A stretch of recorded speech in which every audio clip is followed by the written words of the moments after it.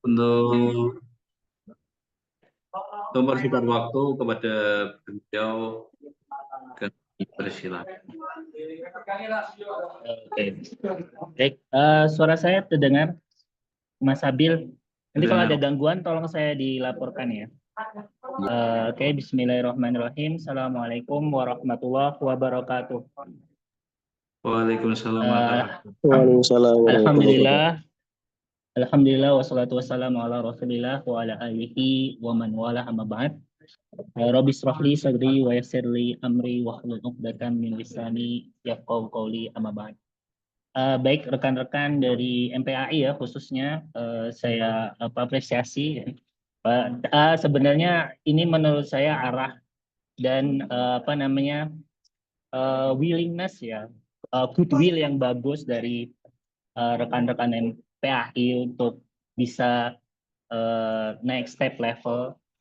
Kalau misalnya ya, kalau bahkan di MHES mungkin belum ya, tapi memang sebenarnya juga saya sharing aja. Kadang-kadang memang kadang-kadang memberikan impact itu bisa jadi nggak harus selalu pasti kita edukasi gitu ya. Kita tinggal bikin sesuatu yang bagus gitu. Itu semua orang tuh akan ngikutin gitu. Jadi di HES itu eh jadi biasanya ya istilahnya kalau saya dalam saya tuh saya pasti di watchable. Jadi Pak Azhar kemana ikut kemana gitu. Walaupun saya nggak ngomong ikuti saya yang nggak ikut. Itu kadang-kadang salah satu hal yang baik. Ya moga-moga nanti dari diskusi ini juga mulai ada eh, apa namanya dari teman-teman PMTAI ya atau Mas Abil dan lain sebagainya atau bahkan nanti kalau ada yang S3 karena di PAI sudah ada S3-nya juga. Jadi itu chance yang besar juga ya nanti ini. Baik. Nanti insya Allah saya batasi ya karena ini saya kemarin saya udah concern ya tidak insya Allah tidak lebih dari setengah jam lah maksimal ya. Jadi 4.15 nanti kita langsung diskusi gitu. Nah, materi sudah saya share ya, sudah saya share di kolom chat. Ya, nanti kalau misalnya yang ikut belakangan nanti Mas Abil tolong tolong share itu ya, tolong share ulang gitu kalau baru. Iya, Pak. Ya, ini ya sudah ya. Oke. Nah, insya Allah saya akan sharing novelty of journal ini ya. Ini yang pernah saya sampaikan juga. Bagi kadang-kadang itu ini sebenarnya cukup simpel sebenarnya, cukup simpel. Dan sebenarnya memahami novelty ini membuat kita juga enjoy dalam penelitian itu karena kadang banyak teman-teman itu dalam penelitian merasa terpaksa, rasa dipersulit sama dosennya gitu ya. Tapi semenjak saya menemukan kata-kata ini itu saya sebenarnya nggak lama juga waktu pas saya S3 ya mungkin di semester 2 3 itu mulai sangat enjoy kan saya juga melibatkan teman-teman dari mahasiswa juga jadi kita benar-benar memperjuangkan sesuatu novel gitu ya novel, apa itu nah kita nanti akan bahas dan ini diantaranya mungkin eh, beginning ya banyak alhamdulillah dari situ kita banyak penghargaan ya dan itu kayak kumulatif gitu ya. Walaupun sebenarnya nggak terbayangkan bisa mendapatkannya tapi ya mungkin karena sebentar ya. Oke, masih bisa ya sebentar.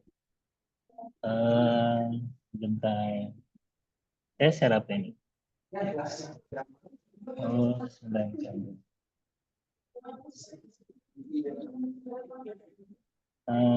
Sebentar. Saya. Sebentar saya soft share dulu. Bentar, ini kayak tadi salah ini, salah ini, salah slide, salah klik. Oke, nah sebentar, saya share screen-nya kayak oke. Nah, ya terus kemudian ini journey yang mungkin itu juga riset fellow tuh mungkin juga kenapa ya, dengan menulis itu kita apa namanya diketahui orang gitu ya, meskipun belum pernah japri sama sekali. Jadi kita dikenal dengan karya kita, mungkin dapat apa namanya ya macam-macam lah. Kalau kalian lihat di sini sebenarnya juga baru sih, bahkan ini dari tahun 2021 ya, ini awal saya kuliah tuh mulai naik, kemudian peaknya itu di tahun 24 ya. Apa namanya kita semakin baik di situ. Jadi itu juga apa namanya suatu perjalanan ya. Jadi sebenarnya sih ini ngisahkan, sebenarnya saya mengawalinya dengan dengan zero juga sih sebenarnya. Jadi teman-teman juga harapan saya meskipun mungkin ketakutan, kegelisahan, ketidaktahuan di level kalian itu dulu saya pernah alami juga. Tapi waktu itu saya juga sudah mengantisipasi ya, artinya memang betul-betul kita menyadari tantangan kelulusan kita terutama di S3 itu adalah terkait publikasi ilmiah gitu. Nah, nanti ada sebagian teman-teman S2 ya, teman-teman S2, S3. Nanti ya harapannya teman-teman ini kenapa Pak Maksum itu di sini karena mungkin kalau kalian bisa misalnya di S2 punya publikasi berreputasi, itu intinya kalian sudah layak lah untuk lanjut itu. Jadi mau ke S3 MPA itu tinggal S3 MPA, S3 PAI ya, Dokter DPAI itu akan sangat-sangat mudah.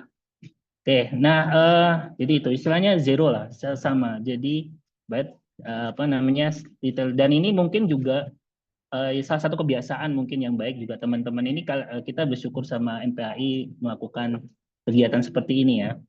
Apa namanya? Saya dulu waktu mahasiswa juga sama. Pokoknya kalau ada diklat gratis tuh ikut, rugi nggak ikutnya.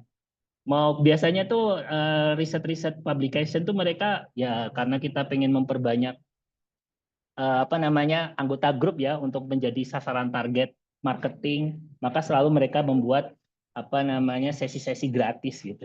Saya selalu ikut itu dari banyak banget grupnya. Dan ini alhamdulillah ini salah satu kesempatan juga ya. Apalagi kalau gratis kan, jadi sebenarnya masalah niat belajarnya aja. Jadi banyaklah wasilahnya ya. Kemudian next. Nah, ini juga karena apa sebenarnya kalau publikasi ini menjadi salah satu kunci ketepatan lulus tepat waktu. Nah, saya alhamdulillah selama apa namanya kuliah tidak pernah lah melampaui batas normal ya, atau istilahnya masa normal lah ya, 4 tahun di LIPIA itu karena memang 5 tahun itu karena memang nggak bisa langsung ke syariahnya ya. Kemudian tapi kita selalu identifikasi, jadi apa namanya Mas Abil nanti kalau sudah berapa menit lagi menjelang 4.15 kabari ya. Oke, Pak. Nanti kalau saya cerita bisa panjang banget. Kemudian di ini, tapi setiap saya mulai program pendidikan, saya pasti membaca pedoman akademik. Ya, jadi pedoman akademik itu harus dibaca dengan baik itu. Karena itulah kenapa sih kita ngejar publikasi itu, karena dengan publikasi itu kita bisa lebih memastikan kita itu lulus tepat waktu. On time is better than being cum laude. Saya nggak pernah, kadang-kadang kalau ditanya ini kan nanti jadi lulusan terbaik, nggak ada. Kita cuma targetkan saya bisa lulus tepat waktu itu udah cukup. Apa namanya alokasi dana bisa kita alihkan yang lain. Kalau kita misalnya sistemnya beasiswa gantian sama junior kita segera menggantikan kita untuk dapat beasiswa. Itu yang menjadi lebih concern utama ya. Jadi saya nggak selalu lebih ke nilai lah dibandingkan dengan hal-hal yang lain lah. Bagi saya itu bonus. Jadi wisudawan terbaik, macam-macam itu bonus. Tapi nilai itu lebih penting. Jadi bagi kalian juga sama. Nanti kadang-kadang ngejar publikasi Pak, saya ini 8 semester gak lulus-lulus. Itu kita hindari. Saya juga agak akan tanya apa namanya teman-teman kita juga apa bimbingan juga di HES, kita lebih menghormati apa namanya publikasi itu bukan berarti kemudian memperlambat, karena kalian ketika mulai sekolah itu ujungnya itu kalian harus lulus tepat waktu atau lulus sedini mungkin lah. Kalau S1 tuh sekarang sangat memungkinkan 7 semester, sedangkan S2 sekarang 3 semester. Ya kan? Nah, ini sebentar, ini si Adit ikut gak ini? Nah, ini salah satu kandidat juga dari HES, tapi oh enggak, mungkin dia sibuk. Nah, kemarin saya lihat di daftar pendaftar ada mahasiswa MHES, tapi alhamdulillah dia sudah punya publikasi Scopus. Ini dia masih semester 2. Nah, jadi bisa itu ya. Cuma kenapa Pak MHES bisa? Karena memang sebetulnya Adit ini dia udah ya awalnya HES ya, kemudian dia itu konsultasi itu mulai semester 1 kemarin, semester 1 kemarin ya. Nah, itu bagus juga. Jadi Pak Nunohi Maksum tolong dibukakan pintu seluas-luasnya. Jadi jangan nanti kalian kalau mau bimbingan setelah semester 2 ya. Kelamaan. Semester 1 sudah ada tugas-tugas artikel tuh mulai dikonsultasikan. Saya ingat betul tanya Adit juga ya. Jadi waktu itu ada kan mata-mata kuliah ada beberapa yang tugas artikel Pak ini gimana? Terus kita ya istilahnya desain lah. Kemudian kita di semester 1 jadi akhir semester 1 atau belum kalau saya submitnya tuh Januari ya, berarti akhir-akhir semester 1 dia submit. Kemudian sekarang udah publish, sudah terindeks Scopus.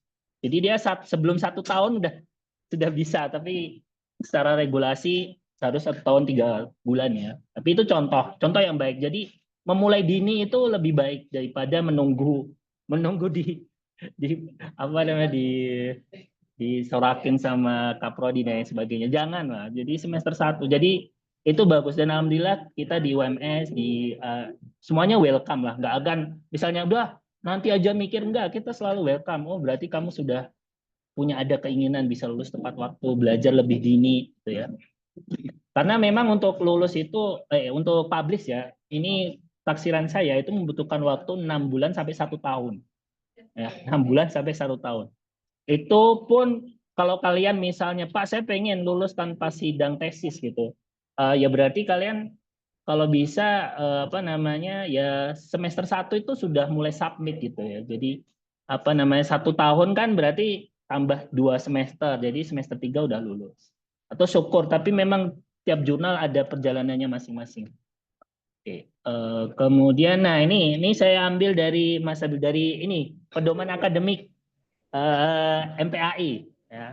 Sebenarnya dari apa namanya perjalanannya kemudian saya baca dan mungkin juga masih ya, insya Allah masih berlaku ya.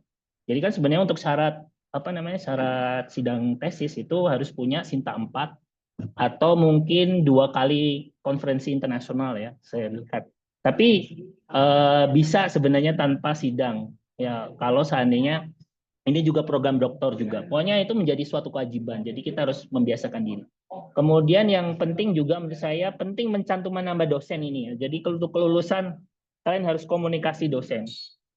Baik mungkin ke prodinya atau dosen yang menjadi mitra publikasi itu harus komunikasi karena menurut saya itu menjadi kunci juga gitu ya, kunci dalam proses kita lulus. Gitu ya.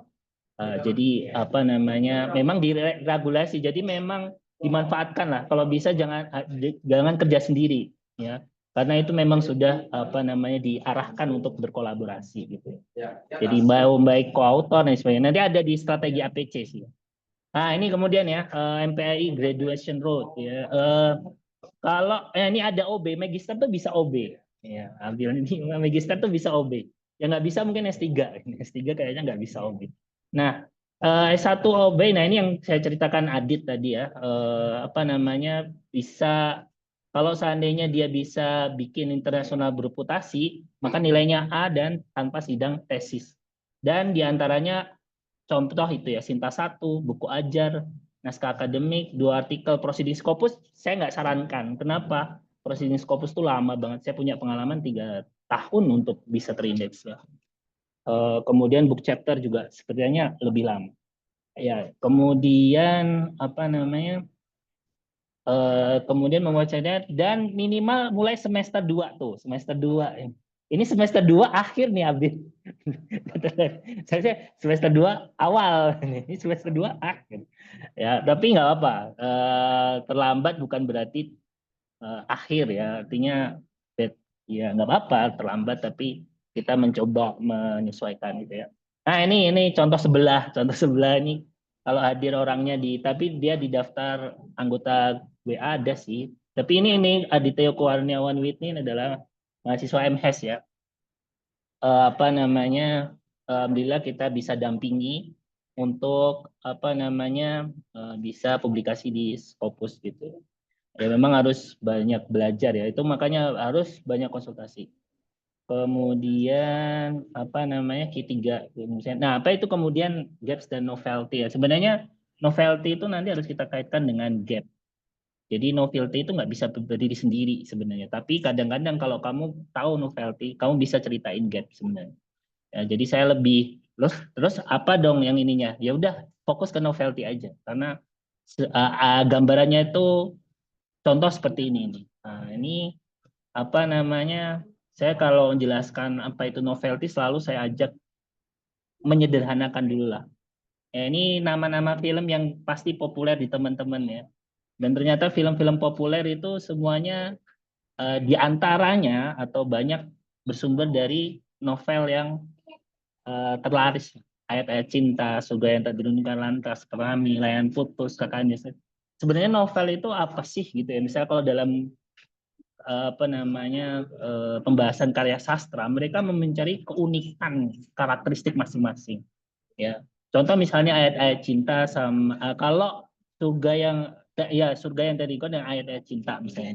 Dari semula romantisme yang mungkin hanya seseorang ya single to single itu kemudian datang novel Habibur Rahman Al-Shirazi yang mengangkat dilematisnya uh, poligami gitu ya. Ya, itu sebenarnya banyak di Indonesia prakteknya, tapi nggak banyak ya orang yang menulis. Kemudian ada Layangan Putus yang mungkin sangat terinspirasi dengan apa nih film-film Korea ya terkait dengan selingkuhan dan sebagainya. Laskar Pelangi misalnya gambaran dari orang yang apa namanya pelosok yang kemudian mewujudkan mimpinya di waktu itu, waktu pas terbitnya Laskar Pelangi itu kan suatu hal yang mungkin ada kisah nyatanya juga ya, walaupun kemudian banyak fiksinya. Nah, jadi sebenarnya kalau saya pengen teman-teman juga enjoy dalam riset, kita riset tuh kayak bikin novel gitu, bikin film. Ya, jadi masa judul film cuma Pak gimana ya penelitiannya ini aja Pak. Biasanya kita membuat film itu kan kita butuh apa namanya pendalaman ya. Kita mau ngangkat film ini, alasannya kenapa, bla bla bla bla bla bla bla bla. Banyaklah hal-hal yang kemudian menjadi landasan kita menggarap ide tersebut. Dan itu juga menjadi kebanggaan sendiri. Jadi ketika melakukan riset itu nggak capek, nggak merasa terbebani karena kita merasa itu ide kita yang kita angkat gitu ya. Jadi sering itu tanya teman-teman, bahkan kalau perlu tuh kita keluar dana pun nggak masalah. Ya asal asal ide kita itu benar-benar merasa ini itu gambaran yang ingin kita kenalkan gitu ya. Ya seperti itulah banyak. Jadi novel itu sangat spesifik. Jadi ya apalagi teman-teman PA ini suka baca banyak apa namanya novel-novel yang dan keunikan lah. Misalnya karakteristik misalnya dari novelnya Asma Nadia dengan Habibur Rahman pasti juga banyak perbedaannya. Nah, yang pertama untuk menjembatani sebelum ke novelty itu ada yang namanya gaps. Nah, ini ada sedikit apa namanya kata-kata yang hilang. Mohon maaf, memang saya ambil ya. Sebenarnya nanti saya share PDF-nya juga bisa sih. Nanti saya coba ya, saya susulkan. Memang saya convert. Jadi area di dalam sebuah topik riset yang hasilnya itu butuh jawaban atau diteliti lebih lanjut ya. Jadi itu gaps. Dan untuk mengetahui gaps ini apa namanya kita itu artinya mengetahui novelty kebaruan ya itu nggak bisa kecuali dengan mendamaikan yang lama nih. Kalau hubungan percintaan tuh nggak boleh dapat hal yang baru kalau yang lama aja belum damai ya. Belum jelas statusnya gitu ya. Sama juga ketika ngangkat sebuah judul ada pertanyaan Pak judul ini bisa nggak itu jawaban yang kalau misalnya saya ada yang konsultasi judul kayak gitu saya nggak bisa jawab iya langsung gitu ya karena harus saya rangkai dulu gaps-nya gitu ya oh benar di Google Scholar belum ada yang angkat itu kemudian baru kemudian oh ini benar-benar baru gitu. Jadi gaps itu butuh perjuangan dengan apa membaca gitu ya. Sehingga karena kita jadi kayak misalnya contoh, oh ya ini ada perempuan juga ya, ini ada teman kita juga Azka, ini adalah mahasiswi LPDP pendidikan bahasa Arab ya di UIN Palembang misalnya. Contoh gini misalnya, kalau misalnya perempuan misalnya, kenapa sih beli jilbab lagi? Loh kan saya mau beli lagi yang baru. Kenapa harus beli yang baru ya, yang novel gitu? Karena apa? Karena di lemari nggak ada yang warna merah. Berarti sebelumnya yang dilakukan apa? Dicek lemarinya. Adanya hijau, kuning, biru, ya kan? Nah, itu harus ngecek lemari dulu, baru kemudian pergi beli. Kenapa beli yang merah gitu ya? Nah itu yang baru. Jadi harus ada pengecekan. Jadi nggak bisa. Kadang-kadang kan orang terlalu ego dengan saya mau pokoknya mau meneliti ini. Nah, jadi apa namanya pokoknya ini repot nih kalau sudah Pak adanya ini sekolah saya ini. Nah, itu tolong dihindari cara mencari judul ya. Nah, jadi novelty gap itu sebenarnya satu puzzle ya. Jadi nggak mungkin kamu punya novelty nggak bisa jelaskan gapnya. Gitu ya. Kalau sudah ngerti gapsnya, masa sih nggak bisa menarasikan novelty-nya? Jadi itu saling terkait gitu ya. Jadi misalnya contoh ya, kenapa saya membeli jilbab merah gitu ya? Karena gapsnya adalah di lemari tidak tersedia atau hanya ada jilbab warna selain merah, kuning, ya, apa namanya, biru, hijau, ya dan lain sebagainya. Oke. Jadi satu kesatuan. Nah, ada macam-macam gaps gitu ya. Ada confusion gaps, ada application gaps, ada neglect gaps. Nah, ini gaps yang A, B, C ini sebenarnya dia ada strata ya. Ada A, B, sama C. Bagi kita pemula sebenarnya mau mana aja yang gampang boleh lah. Tapi kalau mau mulai, kalau hal yang lebih tinggi itu biasanya dari confusion gap. Confusion itu ada jawaban tapi berlawanan antara kondisi lapangan gitu ya. Katanya kurikulum Merdeka Belajar itu membuat orang menjadi lebih semangat, tapi faktanya enggak. Misalnya confusion gap ya atau pertentangan teori gitu ya. Dan kata si A begini, kata penelitian si B gini. Oleh karena itu kita mau uji lagi gitu ya. Jadi itu pertentangan temuan yang berbeda-beda itu membuat kita ingin meneliti itu lagi. Jadi apakah banyak di teori sosial itu yang bertentangan? Oh banyak sekali, banyak sekali. Bahkan ekonomi itu juga dan banyak hal, apalagi hukum ya dari sudut pandang tiap daerah, tiap kelokalan bisa beda. Nah, saran saya itu application gap itu lebih kepada metode teori ya, aplikasi. Jadi apa namanya? Jadi sasar lah. Jadi kita tuh kayak misalnya ngangkat sebuah film atau ngangkat sebuah judul, kita kayak judul ini beda karena ada unsur confusion gap-nya, application gap-nya, metodenya kita ubah. Misalnya sebelumnya itu diteliti secara kualitatif, tapi belum ada yang menguji secara empiris. Itu jadi salah satu juga alasan di disertasi saya yang mengangkat tentang kearifan lokal Islam ya. Kearifan lokal Islam itu sudah banyak dimention oleh peneliti bahwasanya itu ada dalam wisata halal, tapi apakah ini punya pengaruh dalam perilaku wisatawan secara empiris ya dengan data yang diambil dari sekian ratus orang itu belum ada.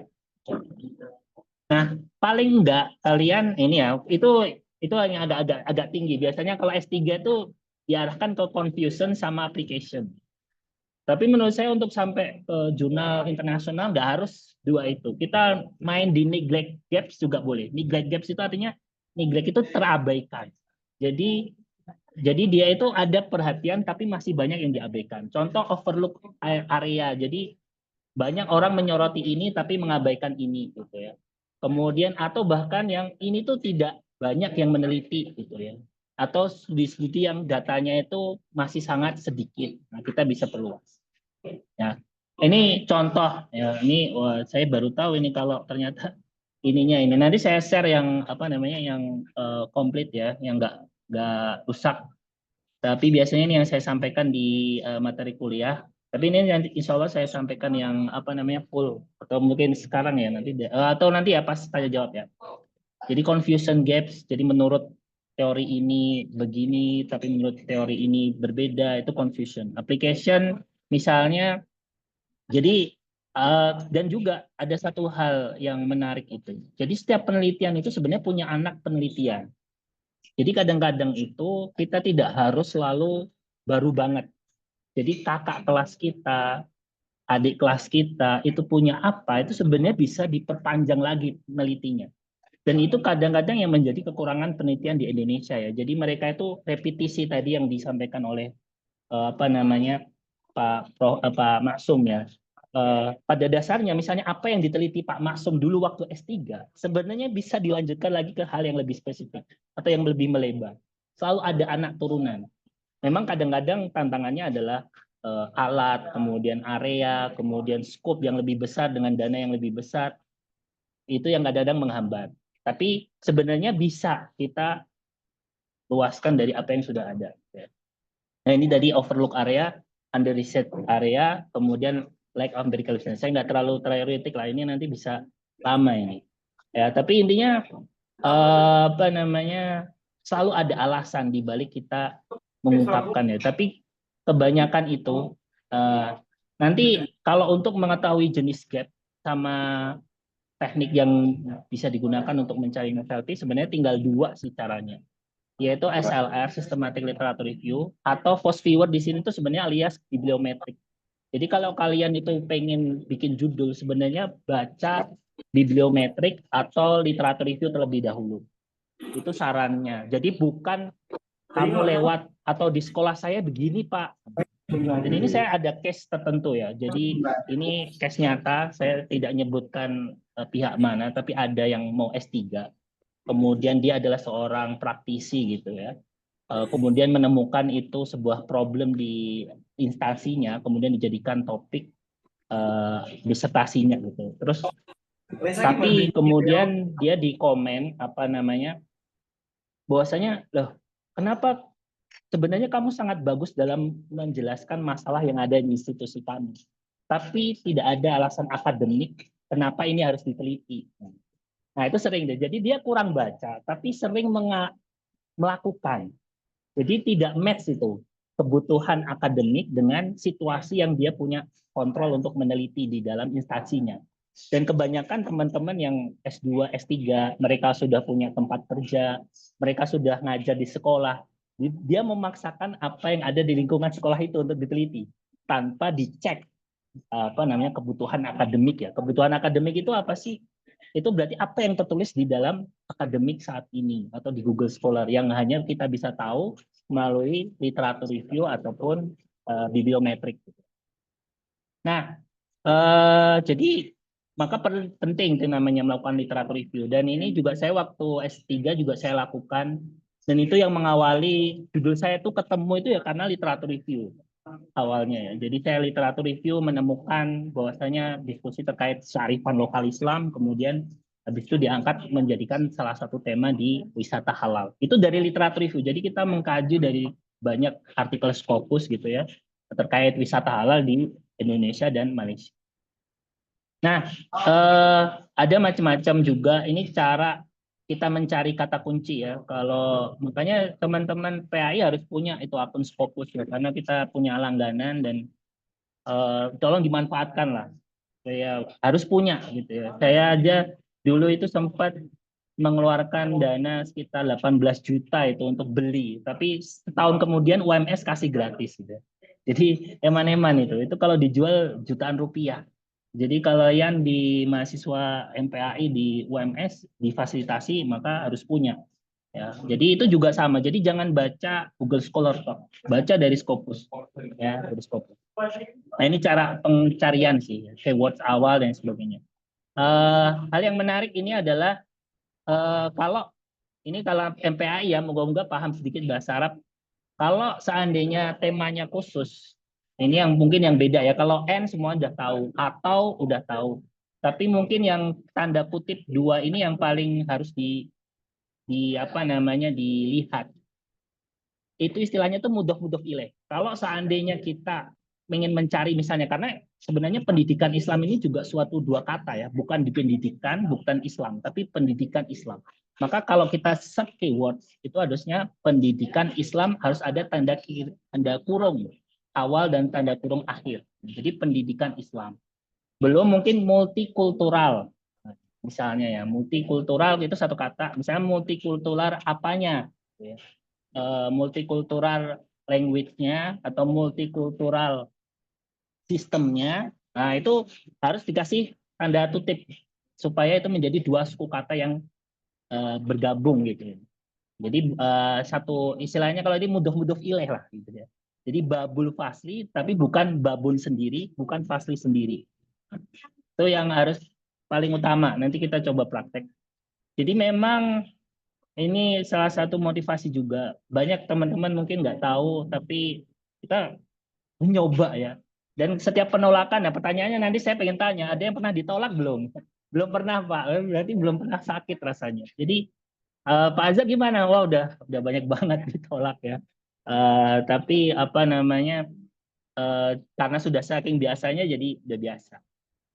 Nah ini diantaranya hasil kita. Dan ini yang kadang juga yang awalnya orang menjadi awalnya anggap remeh, mungkin sekarang tidak menganggap remeh dengan hasil kita bisa mempublikasikan. Gitu ya. Kemudian juga ini rejection dan juga hati-hati jurnal predator juga. Sebenarnya ada tips sendiri sih apa namanya. Tapi sebenarnya kita pengennya sih mahasiswa tidak fokus di situ ya, itu harus bisa dibantu sama dosen pembimbing juga. Intinya menulis artikel yang bagus. Ini juga salah satu kunci di Jepang dulu. Ada salah satu pembicara. Di Jepang itu mereka nggak peduli ini mau dipublikasikan di Scopus atau enggak, Q1 atau Q4, nggak ada urusan gitu. Intinya apa? Kita bikin sesuatu yang bagus. Tapi dengan fokus kepada kualitas itu akhirnya mereka mudah untuk diterima baik di apa namanya Scopus, kuartil di segala jenjang. Nah, ini sebagai terakhir ya, apa namanya? Salah satu hal yang mungkin kenapa kok novelty dan complexity itu hampir kemungkinan bisa ke Q1, Q2. Novelty and complexity. Tapi kalau novelty saja sebenarnya sudah cukup. Kalau saya suruh, Pak, janganlah Pak, saya kan orangnya banyak keterbatasan, nggak bisa statistik, nggak bisa banyak data. Oke, kalau kamu nggak bisa memperjuangkan kompleksnya, kamu berjuang novelty-nya. Tapi novelty itu bisa Q1, Q4. Nanti saya tunjukkan lah banyak sederhana-sederhana tapi bisa Q1. Karena memang novelty itu bukan masalah complexity. Nah, tapi complexity with novelty itu menurut saya paling national level. Ya paling jurnal Sinta itu, wah ini kayaknya udah rumit nih metodenya. Tapi ketika di jurnal internasional mereka tahu mau kita rumit tapi tidak ada yang kita angkat kebaruannya pasti akan tidak. Nggak ada kebaruan, nggak ada kompleksnya. Nah, itu angel lah, susah. Ya itu nanti istilahnya nih. Jadi maka perlu literatur review tadi ya. Jadi menjual judul tidak hanya mengandalkan kemampuan indrawi, jadi lewat sana di lingkungan kerja kita ya. Jadi urgensi nanti tidak ini. Jadi ini salah satu judul film. Jadi kita harus memperbaiki cara pandang kita gitu ya. Nah, contoh misalnya saya sering menganalogikan tuh orang lewat di kantor Lazismu ketika pandemi. Oh ya udah saya bikin aja strategi pengumpulan penanjur zakat Lazismu.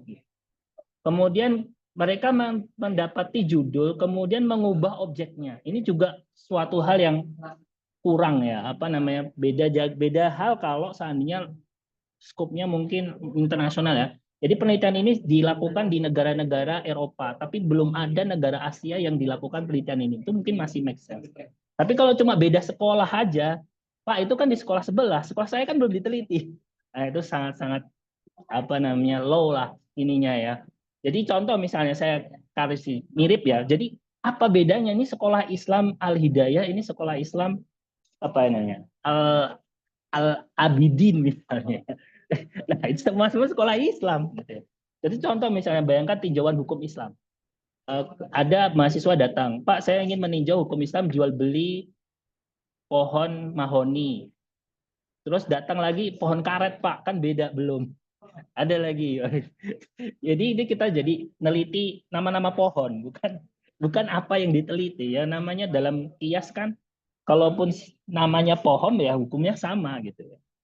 Sama juga implementasi akad murabahah misalnya di BMT. Ya diganti ini Pak, kan ini BMT tetangga saya, ini belum. Nggak bisa. Atau kadang-kadang menurut saya forget it lah ya, lupakan lah, jadi cari yang lain. Lihat perkembangan, mana yang masih sedikit dikaji, mana yang paling banyak digali tapi dapat kekurangan. Jadi dan juga ada juga kita bisa berangkat dari keterbatasan penelitian ya. Jadi kita baca, kemudian artikel tersebut membahas tentang studi ini tuh terbatas dengan ini. Nah, kita bisa nambahkan. Kalau alat masih sederhana, kita bisa analisis. Jadi secara logis sebenarnya ada judul A, metode B, hasil C. Tapi kalau judul A, metodenya kita ganti, itu hasilnya bisa jadi B. Kalau A kita tambahkan unsur B, metode B, hasilnya itu akan menjadi hal yang kebaruan gitu. Nah, jadi kita harus membaca, dan ini juga menarik sih ini, apa namanya, ini gambar apa ini? Ini gambar ayam sama telur. Saya pernah juga. Jadi ini cuma apa namanya, teman-teman juga harus meningkatkan pengenalan terhadap jurnal. Jadi jurnal-jurnal yang internasional terindeks Scopus itu kalian baca, atau bahkan biasanya saya jurnal-jurnal baru itu kita kenali. Gitu. Jadi pernah nggak saya bikin judul. Jadi judulnya itu karena ketemu ayamnya dulu gitu. Jadi ketemu apa jurnalnya dulu. Idenya ini ada ayamnya begini nih. Enaknya telur yang gimana yang kita masukkan. Nah, kita buat dan ternyata diterima gitu ya. Sering banget. Ya, jadi kan ada umumnya orang saya bikin artikel aja gitu. Terus baru habis itu jurnal yang mana ya? Bingung tuh banyak banget. Kadang-kadang kita kebalik.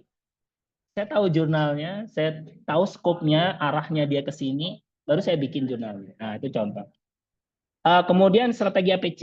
Nah, ini penting untuk teman-teman khususnya di UMS ya, apa namanya mahasiswa. Sebelum submit pastikan karena memang kenapa sih APC ini hampir di approve semua apa namanya penulis Scopus bahkan ya. Intinya ketika kita submit yang gratis itu umumnya lebih lama. Ya, kalau yang berbayar biasanya lebih cepat, walaupun tidak selalu ya. Jadi kalaupun ada APC maka kita ukur kemampuan. Terus cara strateginya gimana? Ikut hibah ya, RTM, Press Magister ataupun di PPM yang kemarin ada, alhamdulillah kemarin baik internal ataupun ini. Kemudian gandeng ya, gandeng publikasi. Minimal itu kenapa dengan menggandeng dosen terutama sebagai corresponding ya. Itu ada 50% insentif yang bisa beliau terima dan mungkin bisa kita sharing untuk membayar APC. Ya. Jadi peran yang harus diberikan minimal corresponding antara 5% ya. S1 disarankan first author, corresponding cek kebijakan kelulusan, pertimbangkan pajak dan pembimbing yang terbuka ya. Contoh misalnya gini, ini Q4 ya, ini 18 juta. Kalau misalnya dipotong pajak ya taruhlah jadi 15 ya. 15 juta. Itu kalau kalian kasih peran corresponding kepada dosen UMS misalnya, itu berarti kan beliau akan dapat 7,5. Nah, 15 dibagi 2 itu 7,5. Nah, cari APC yang di bawah 7,5. Oh, ini berbayar berapa? 5 juta. Oh, aman. Q4 ya, Q4. Oh, ini berapa? Apa namanya? 7 juta. Oh, masih masuk. Nah, gitu ya. Ini strategi ini nggak ada yang seminar yang ngasih kayak gini nggak ada. Ini sangat praktis banget ya. Jadi tapi ini harus nyari dosen yang cukup terbuka juga ya. Walaupun ini sebenarnya strategi yang cukup spesifik ya, karena memang banyak mahasiswa itu terkendala. Kalau sudah ada APC gitu, kadang berat. Nah, saya kadang selalu apa namanya, selalu bukan masalah kompleks ya. Simple tuh pasti ini ya. Jadi simplicity ini ketika banyak bahkan ya, saya pernah ketemu ada mahasiswa S3 UNER. Oh, ini Pak Azhar ya? Kok saya pernah baca artikelnya Scopus Q2, ini sekarang Q1. Kok kayaknya gampang banget, memang gampang banget. Apa namanya?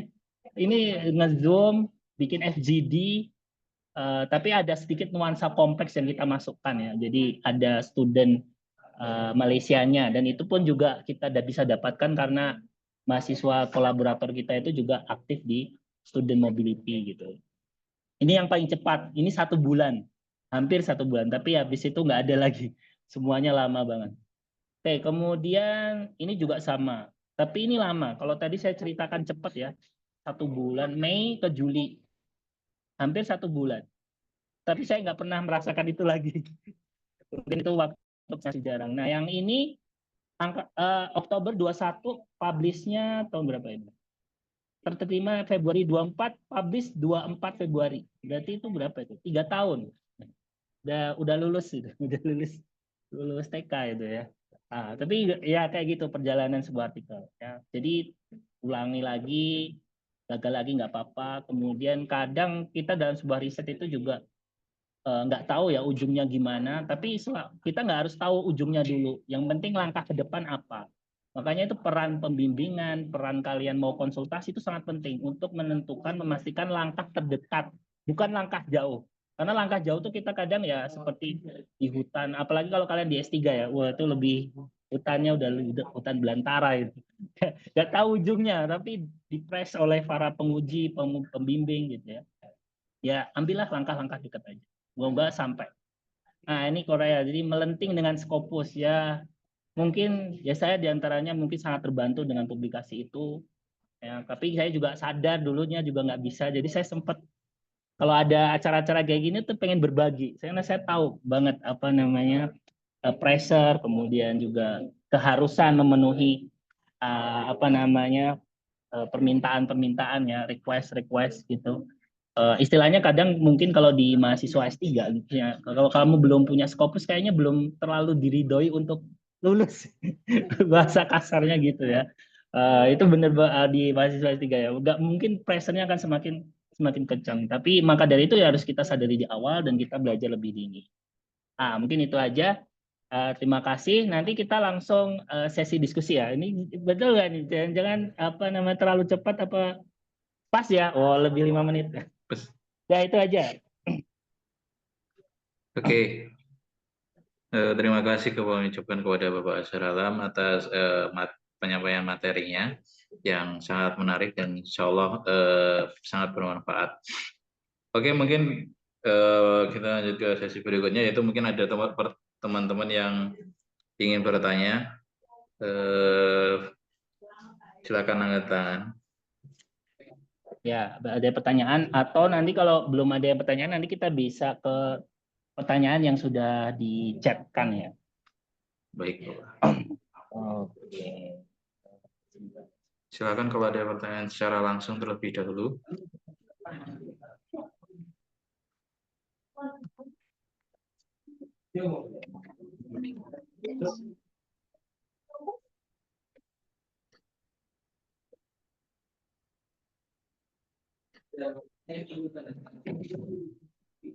Ada?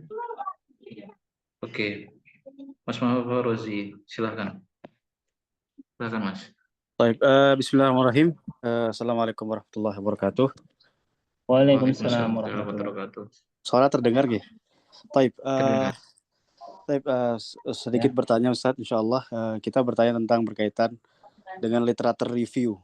Literatur review ini kan terkadang kita yang terutama yang awal-awal untuk bisa menulis itu biasanya kita mendeteksi apakah mana yang kira-kira dibutuhkan untuk bisa menjadi hal yang bisa kita research atau tidak. Terkadang ada alat-alat yang memang pernah kita diajarkan oleh beberapa dosen kami juga, termasuk Google Scholar atau bagaimana juga meresearch melalui POP. Nah, itu gimana Ustaz? Apakah itu efektif atau tidak Ustaz untuk kita memaksimalkan? Bagus. Sebenarnya ada banyak teknik ya. Tadi literatur review. Jadi sebenarnya pertanyaannya, kalau saran saya sih, dan ini tapi cenderung masih banyak ya. Sebenarnya literatur review yang cukup populer ya dari meta analisis literatur review itu saya pengen ceritakan awalnya itu di dunia kedokteran.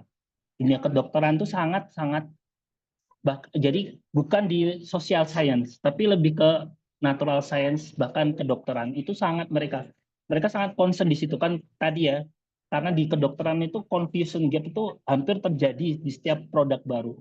Contoh bahkan misalnya kayak apa namanya vape gitu ya, itu kontroversi itu. Ada yang mengira itu lebih baik daripada rokok konvensional, ada yang mengira itu baik. Jadi budaya itu sangat kental di dunia kedokteran dan sains, terutama di apa namanya tentang apa nih health science ya. Nah, tapi sekarang mulai bergeser juga karena perkembangan zaman, perkembangan pengetahuan. Jadi literatur review itu mulai banyak juga di dunia sosial, kayak kayak apa namanya pendidikan dan sebagainya. Ini contoh. Nah, sebenarnya juga, oh ya saran saya juga di dunia pendidikan ini tadi Pak siapa tadi Faru Rozi ya. Nah, Ustaz. Sebenarnya nggak harus POP sih sebenarnya. Kalau saran saya eh, sebenarnya yang kalau misalnya kita di apa namanya di PAI misalnya kan paling nuansa paling kental kan Ismuba, benar nggak? Ismuba Islam, Kemuhamadiyahan dan bahasa Arab misalnya. Atau keislaman ini akan banyak cabangnya fikih, pelajaran fikih lain sebagainya. Kalau Mas Fahru Rozi sendiri concernnya di mana? Fikih muamalah. Fikih muamalah. Oke, Lah ini MHS apa MPAI nih? Sebenarnya MHS, Ustaz, teman kita ikut serta dapat Iya, ini. oke. Iya. Bagus. Sekarang misalnya fikih muamalah. Nah, eh bisa sebenarnya fikih muamalah masih cepat luas banget ya. Jadi contoh taruhlah fikih muamalah. Saran saya sih kita juga bisa sebenarnya apa namanya lintas disiplin. Jadi contoh kalau kita ngomong fikih gitu, bagaimana kalau kita ngomongin teknologi dalam fikih? Itu contoh itu kita agak intersection dengan bidang yang lain. Kemudian misalnya kalau pendidikan fikih berarti itu juga intersection dengan ilmu fikih dengan ilmu pendidikan. Kemudian karena fikih muamalah kalau misalnya tanya itu sangat-sangat luas banget gitu. Fikih muamalah itu kan misalnya contoh misalnya muamalah apa yang paling kontemporer saat ini? Nah, misalnya Farul Rozi, misalnya tanya ada nggak fikih muamalah paling kontemporer saat ini? Paling kontemporer mungkin berkaitan dengan jual beli konsinyasi yang ada di supermarket mungkin. Atau Nah, apa namanya?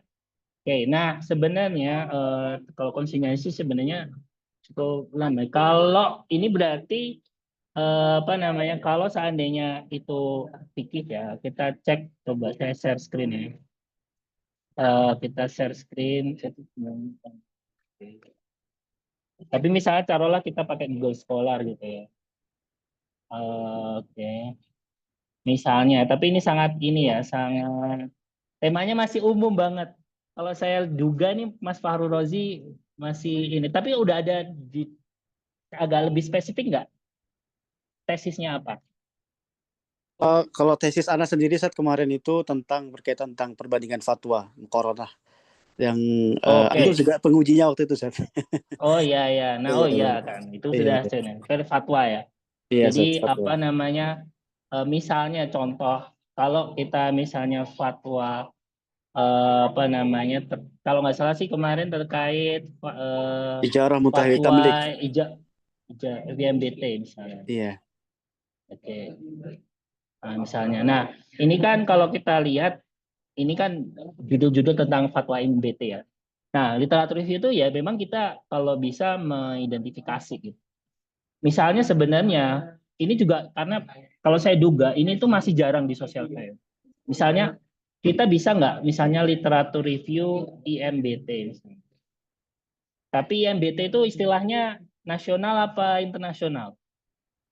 Internasional dengan Saudi Arabia misalnya. Tulisannya juga IMBT atau istilah singkatannya beda. Beda, Ustaz. Beda. Kalau di Al-Ijarah Al-Mutahi Tamlik biasanya nggak disingkat Nah, ini istilah. contoh ya. Oke, ini tapi saya juga masih ini ya. Tapi bisa aja sih misalnya ya. Jadi kalau seandainya kita pengen mengkaji IMBT, fatwa IMBT misalnya, maka kita cek dulu apakah sudah ada yang melakukan literatur review. Pertama ini pertanyaan sudah ada nggak yang meneliti tentang fatwa IMBT? Oh banyak. Ini ada fatwa dan sebagainya. Nah, tapi literatur review ini kan belum ada. Mungkin karena ini saya klik belum ada. Maka kita bisa judul awal itu literatur review, fatwa IMBT. Tapi kalau kita memang berbasis Google Scholar tuh agak ini, agak apa ya, lebih kurang terterima di kalangan internasional. Jadi saran saya, maka ya salah satu yang mengubah ya, kita harus apa namanya, sekarang kita coba ya cari contoh fikih ya. Kita cari Scopus dulu. Nah, Farul Razi sudah punya akun Scopus belum? Udah pernah pakai? Sempat Ustaz, cuman qadarullah kayaknya belum ini lagi Ustaz. Kayaknya Belum kemarin ini sempat lagi, belum belum ini. perpanjang ya. Nah, ini apa namanya ya nanti ya. Ini harusnya ini contoh ya. Kita ngomong sebenarnya fatwa kemarin fatwa itu masih sangat jarang banget di ini. Tapi taruhlah misalnya ya. Saya pengen gini aja lah karena pikiran akad yang paling populer. Akad yang paling populer Ustaz ya. Di perbankan syariah macam-macam ayo. Murabahah. Murabahah. Murabahah ya. Ini saya tampil ya. Murabahah or murabah. Ini ya. Ini kita cari. Set. Ada berapa? Ada 311. Ini udah sebenarnya kalau di atas 200 tuh bisa layak di bibliometrik. Ya, tapi masalahnya ini perlu screening karena kalau bukan artikel titel itu dianggap bisa jadi bukan terkait murabahah gitu. Jadi kalau agak spesifik itu kita ubah ke artikel titel. Ya, kita search misalnya ada 76. Nah, kalau menurut saya ini bisa di systematic literature review. Contoh, habis itu, ya, jadi sebelum ke penelitian yang utama kita meneliti apa, ya memang jadi literatur itu satu kajian sendiri sebenarnya ya. Menurut saya dan itu juga kalau database-nya Scopus itu sangat bisa diterima di jurnal internasional. Ya. Contoh misalnya saya klik ya, apakah sudah ada? Karena literatur itu review itu musuhnya adalah ada yang sudah melakukan atau belum. Ya. Jadi misal ini kita klik ya. Ini Google Scholar ya. Misalnya literatur review Murabahah Studies gitu ya. Murabahah Studies. Murabahah.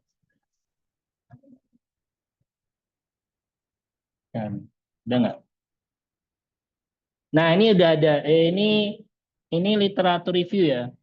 Tapi saya nggak yakin ini dari Scopus apa bukan gitu ya.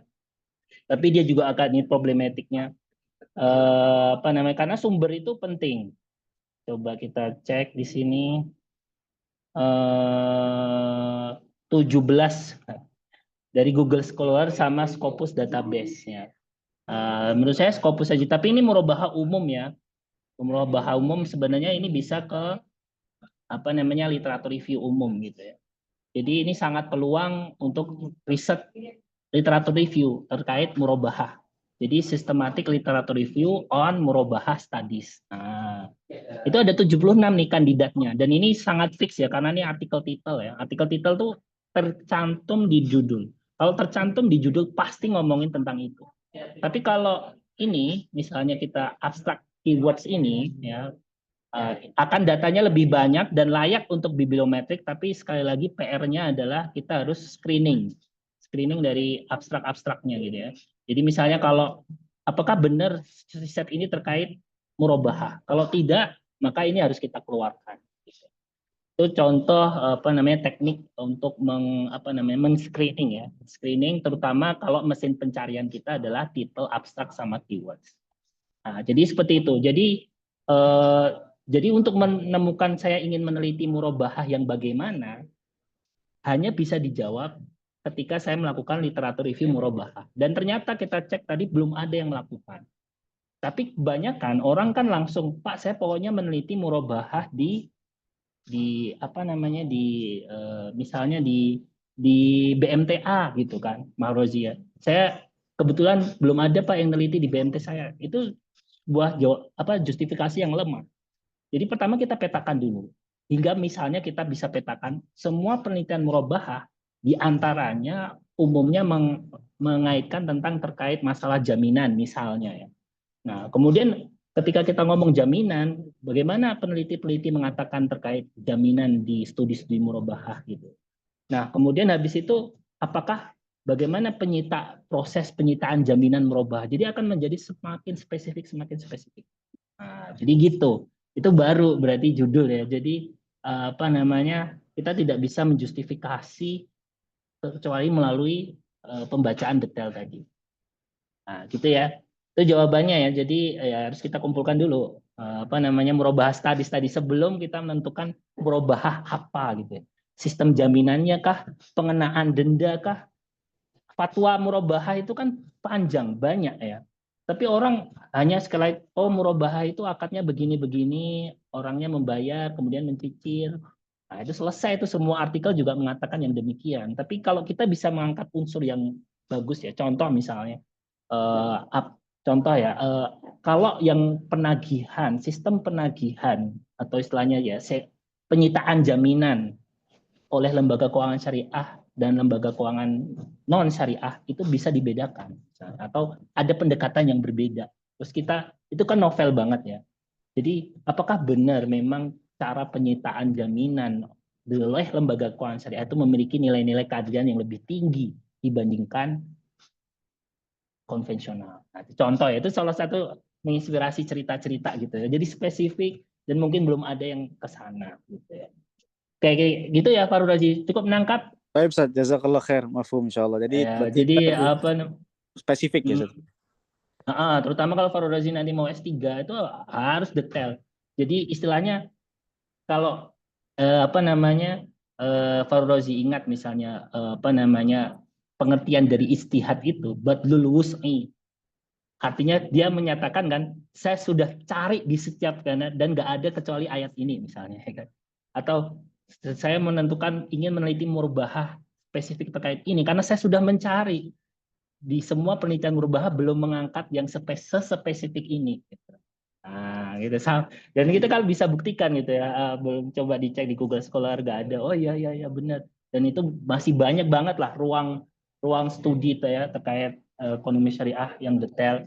Bahkan saya juga ada ide itu terkait misalnya apa namanya ada BMT atau bahkan lembaga keuangan syariah itu pendekatan penagihannya itu bukan dengan itu, tapi dengan dalil barang siapa yang meninggal dengan masih menyisahkan hutang atau tanggungan maka dia tidak akan disolatkan. Pendekatannya beda gitu. Kalau yang lain kan ayo sita ini, ya silahkan ya besok siap-siap Anda tidak disolatkan gitu ya. Aduh, macam-macam lah tapi itu beda ya. Oke. Itu ya panjang. Memang saya kalau jawab panjang. Saya kadang kalau nyari judul sama mahasiswa itu bisa 1 jam sendiri atau akan beberapa sesi gitu ya. Baik, next. Itu ya Pak Oke, Razi. next. Moga-moga Baik Ustaz, bisa jazakallah khair, memberikan jazakallah khairan. Ayo, wa iyyakum wa iyyakum syukran. Oke, yang Baik, lain apa? Ada yang kita bertanya jawab langsung? dulu dari mungkin ada teman-teman yang mau bertanya langsung terlebih dahulu sebelum kita berpindah ke chat. Satu lagi Oh mungkin. iya.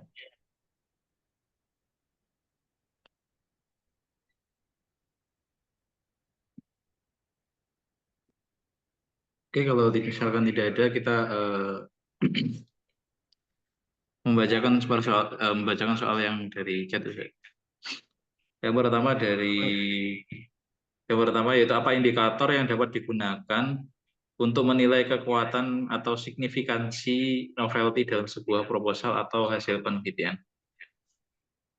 Oke, apa indikatornya? Oke. Jadi coba ya kita lihat apa namanya indikator. Sebenarnya indikator novelty itu kalau sekarang kalian sangat dimudahkan dengan AI ya. Tapi lagi-lagi AI itu kalau tidak di tangan yang tepat itu ya nggak maksimal pada dasarnya. Jadi apa namanya kita harus menceritakan apa namanya apa yang kurang dari penelitian-penelitian sebelumnya. Itu indikatornya. Jadi contoh misalnya ya, coba kita ini kan, saya coba ini ya. Sebenarnya signifikansi itu sangat subjektif ya. Apa namanya? Apa namanya? Jadi ini novelty-nya kuat atau lemah gitu ya pertanyaannya ya. Pertanyaan dari novelty-nya kuat atau lemah itu sebenarnya disederhanakan apakah sudah ada orang yang melakukan sebelumnya. Contoh misalnya saya agak ini ya. Jadi Jadi gini, dan sebenarnya teman-teman kalau mau tahu, kalau kalian concern di novel itu kalian nggak akan pernah terkendala yang namanya Turnitin. Karena apa? Kalian sangat idealisme dalam mengangkat tema itu. Karena apa? Belum ada yang angkat tema itu. Gitu. Contoh misalnya ya, oke, saya harus cerita karena menurut saya signifikansi itu bisa dilihat dengan apa namanya, belum ada kajian yang semisal.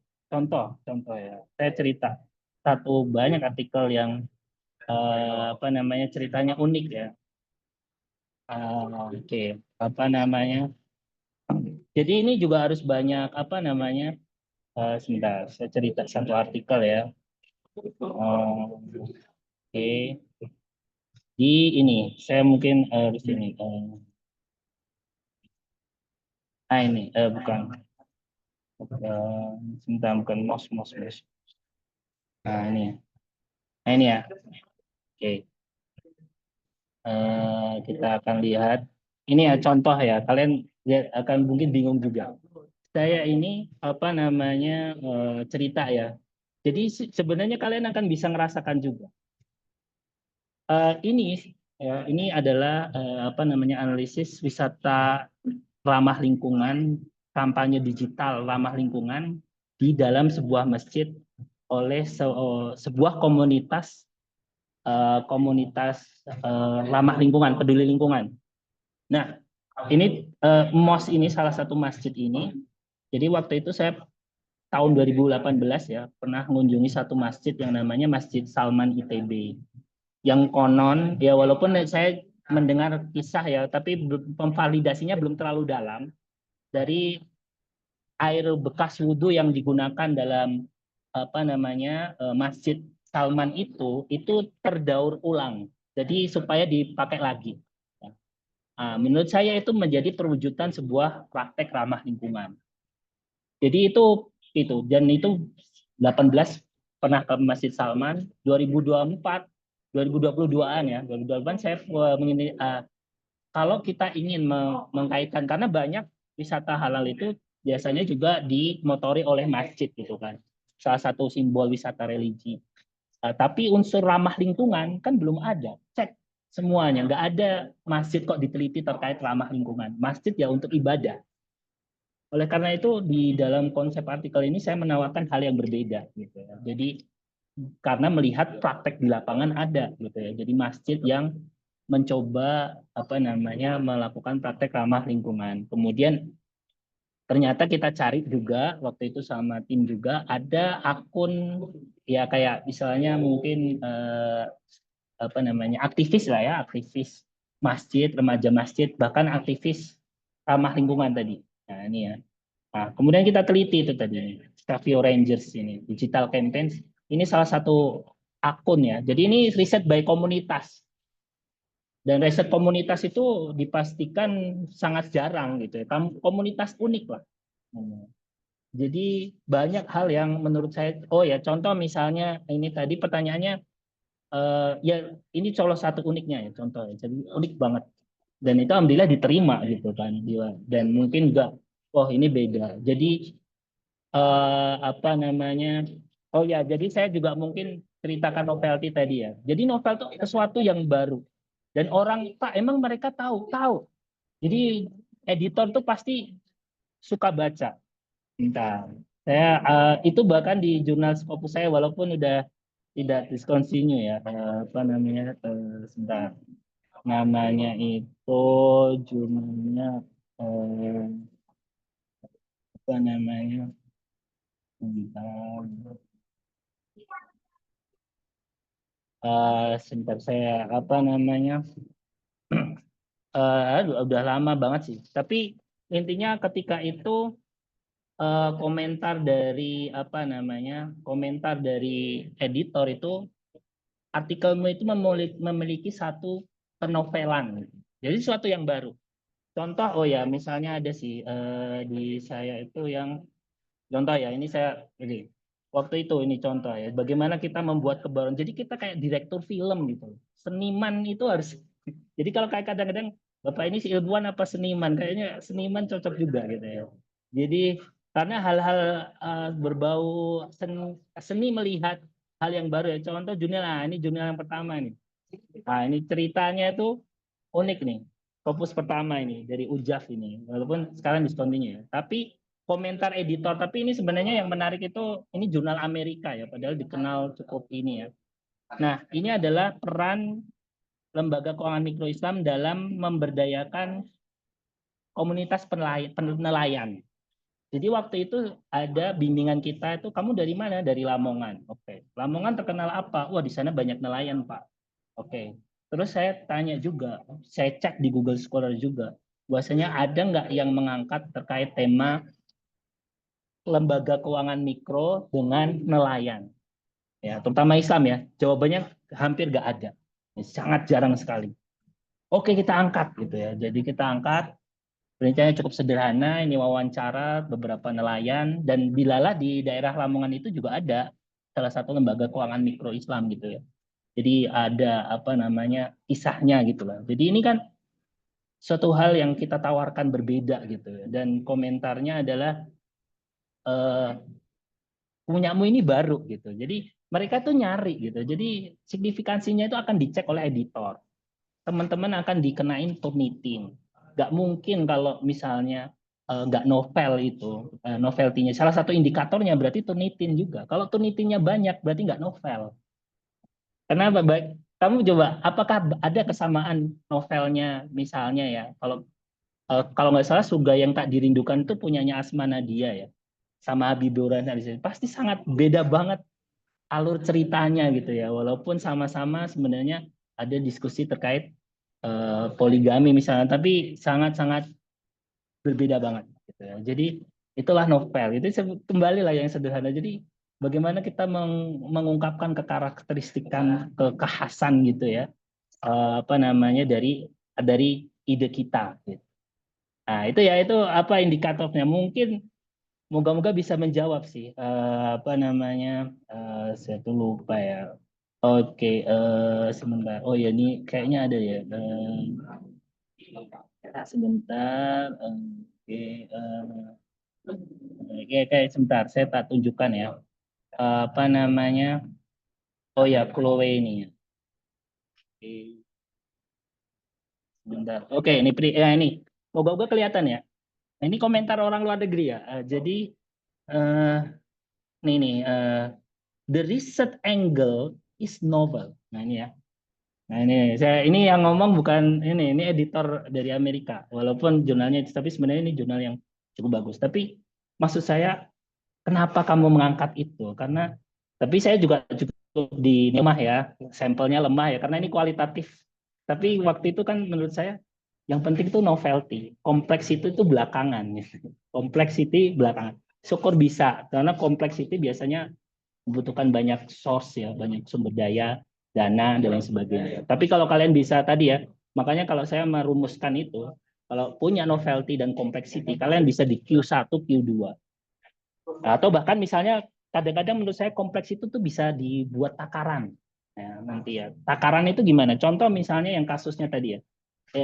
Itu mungkin diskusi anak muda, tapi kita kasih kompleksitinya gimana kalau kita sandingkan dengan teman di Malaysia gitu. Sama tadi misalnya Farul Rozi tadi fatwa, sebenarnya cukup simpel fatwa IMBT, tapi ketika dikomparatifkan itu menjadi ada kompleksiti di situ, komparatif. Nah, contoh juga sama tadi apa yang menanya tadi, kamu nelitinya di mana? Bisa nggak kamu bandingin sama negara lain gitu ya? Atau pakai metode yang lebih kompleks gitu, mungkin mix kualitatif kuantitatif atau kuantitatif misalnya, nah, sehingga menjadi apa namanya lebih berbobot gitu ya. Baik itu jawabannya ya. Moga-moga terjawab Mas Vicky atau mungkin ada yang mau ditanyakan. Ini Mas Vicky dari MPAI. Iya, Pak. Oh, dari MPAI. Siap. Terima kasih. Cukup ini ya. Moga-moga bisa lah. Kayaknya pendidikan tuh banyak. Oh ya, ada satu. Saya cerita waktu itu, tapi saya nggak tahu ya mahasiswa MHS-nya itu ngambil apa enggak ya. Saya cerita cukup novel ceritanya. Waktu itu padahal saya tidak menanyai terkait penelitian ya, cuma tanya-tanya apa yang membedakan sekolah yang kamu kerja di dalamnya. Kemudian dia jawab, Pak, kita itu memberikan pembiayaan sekolah internasional Islam ya di daerah Bogor itu tidak dengan wakaf kayak kayak misalnya ayo donasi bikin bangunan untuk gedung pesantren, enggak. Jadi salah satu sumber pendanaan sekolah Islam yang dia lakukan itu adalah seperti investasi. Nah, itu menarik, hampir saya, wah ini unik nih kalau diangkat ini keren banget. Jadi sekolah, jadi orang yang ngasih itu investasi. Jadi bukan donasi sumbangan wakaf, bukan. Kalau wakaf kan nggak balik ya. Jadi oke, taruh 1 miliar gitu ya atau 500 juta gitu ya. Nanti kalau sekolahnya udah beroperasi, masih siswanya masuk mulai banyak, kemudian ini, nah itu mulai itu dikembalikan duitnya. Ini jarang-jarang sekolah kayak gini. Muhammadiyah aja nggak semua kayak gini juga. Ada sekolah internasional juga. Wah ini hebat. Artinya betul-betul pengelola pendidikan itu merasa ini akan bisa mengembalikan dana yang diberikan oleh ini. Oke gitu ya. Oke ya itu banyak lah, itu novel banget tuh. Pembiayaan lembaga pendidikan tapi tidak ini. Sekarang ke ini pertanyaan yang lain atau ada yang mau bertanya? Silakan teman-teman yang mau bertanya secara langsung. Oke ya. Kalau belum ada kita bacakan lagi dari kolom chat ya Pak. Ya silakan dibacain. Baik. Kamu baca. Pertanyaannya dari Muhammad, itu dalam menentukan research gap atau novelty, manakah yang lebih baik dilakukan terlebih dahulu, menggali fenomena lapangan atau menelaah hasil-hasil peneliti sebelumnya? Oke, ini Muhammad mungkin mahasiswa high school, tapi nggak tahu jawabannya penelitian sebelumnya, bukan fenomena lapangannya. Jadi kebalik, penelitian dulu. Jadi maka kita arahkan membaca dulu, baru menengok lapangan. Jangan dibalik. Yang terjadi di kita itu banyak teman-teman yang gagal mencari novelty karena lihat fenomena lapangan dulu, baru ke ini ke penelitian-penelitian sebelumnya. Jadi yang harus itu penelitian sebelumnya. Jadi kan istilahnya kita jadi kayak literasi ya, namanya kita tidak melakukan apapun atau kebijakan statement, tapi sebelumnya tidak ada riset sebelumnya gitu kan.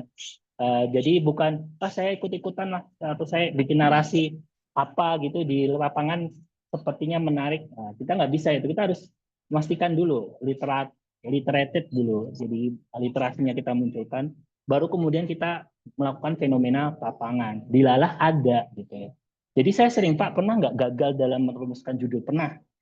Waktu itu saya punya satu bimbingan namanya Lita Cahya Bulan, dia asli Cepu gitu ya. Dan dia cerita tentang Cepu, yaitu diantaranya di sana itu kan ada daerah tambang kan. Saya pengen mengangkat tema terkait karena tambang itu kan banyak pengaruh negatifnya ya terhadap lingkungan. Saya pengen minta ini ya, jadi tapi di literatur karena saya sering baca gitu kan, belum ada itu ya mengkaitkan antara peran lembaga keuangan Islam dengan meminimalisir dampak pencemaran lingkungan oleh industri tambang di sekitar. Itu kan belum ada, nggak ada yang ngarang seperti itu.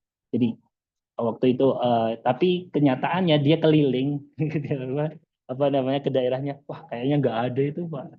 Jadi fenomena makanya nggak ada, literatur reviewnya sangat mendukung, artinya belum ada studi itu. Jadi ya